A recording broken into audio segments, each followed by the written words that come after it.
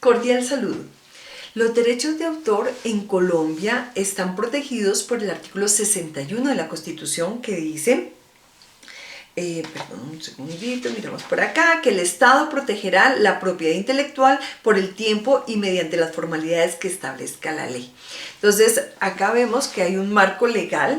Entonces, desde el mismo Estatuto Superior, que es la carta Carta Magna, la norma de normas, ¿cierto? Que lo establece en el artículo 61, como en diferentes leyes, y encontramos leyes como la Ley 23 de 1982, leyes como la Ley 719 del 2001, y también en el 2018 tenemos la Ley 1915, que pone como al día, en el mismo nivel, los desarrollos de Estados Unidos con Colombia, y sobre todo respecto al TLC.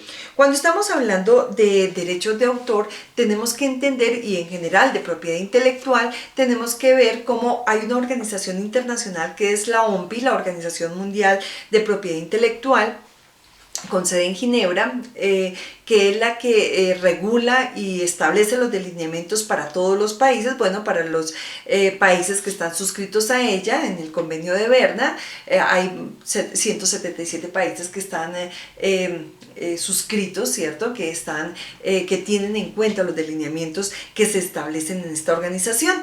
En Colombia también, y muy de la mano con lo que se establece a nivel internacional, tenemos la Dirección Nacional de Derechos de Autor, la Superintendencia de Industria y Comercio, son los entes que regulan el tema en Colombia. Que buscan entonces que aquella persona que ha creado algo, y veamos lo que establece la definición de propiedad intelectual que establece la OMPI, dice que la propiedad intelectual son las creaciones de la mente, que pueden ser invenciones, obras literarias y artísticas, así como símbolos, nombres e imágenes utilizados en el comercio. Y acá entonces ese diseño, esa dirección de estas políticas en favor de los derechos de autor, de la propiedad intelectual, entonces el encargado de la Dirección Nacional de Derechos de Autor. Les decía también, la Superintendencia de Industria y Comercio también tiene un papel fundamental para el reconocimiento, y aquí hablamos entonces no solo de obras artísticas, literarias, científicas, sino también de enseñas, de marcas, de patentes. Todo esto debe ser registrado para que sean reconocidos esos derechos, para saber cuál es el autor. Se le reconocen, y los derechos de autor nosotros podemos dividirlos, o esa propiedad intelectual se divide en dos tipos de derechos: esos derechos morales y unos derechos que son de carácter intelectual, esa propiedad intelectual que contempla entonces unos derechos patrimoniales. La persona como autor siempre se le va a reconocer esa autoría, pero frente a lo patrimonial sí vemos que, por ejemplo, en Colombia durante su vida se le reconoce, y la parte de esas regalías que se reciben por el registro de esas obras, y quien las utiliza realmente tendrá que pagarlas, se extiende hasta 70 años más. Entonces ese tiempo puede la persona misma hacer uso, usufructuarse de su obra, o podría cederle los derechos a otras personas, y después de esos 70 años, después de que muere el autor, entonces ya son obras que son de uso público. Entonces ya eso permite que cualquiera pueda usarlo sin estar pagando entonces estos derechos de autor.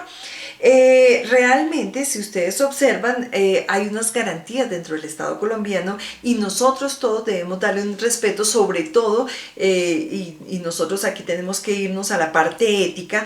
Dentro de la academia deben ser respetados esos derechos de autor, porque cuando estamos haciendo uso de unas fuentes, estamos hablando de unos conceptos. Miren acá que lo que se respeta, o lo que se busca que se respete, no es solo la idea como algo abstracto, sino que es la expresión de esa idea, ya sea en libros, ya sea en ensayos, en artículos, en monografías, bueno, dependiendo de la obra que estemos hablando, ¿no?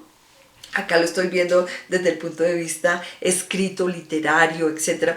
Pero recuerden que pueden ser también desde el punto de vista artístico, pueden ser desde el punto de vista científico, ¿cierto? Que deben ser respetadas. Y nosotros entonces a través de la bibliografía, de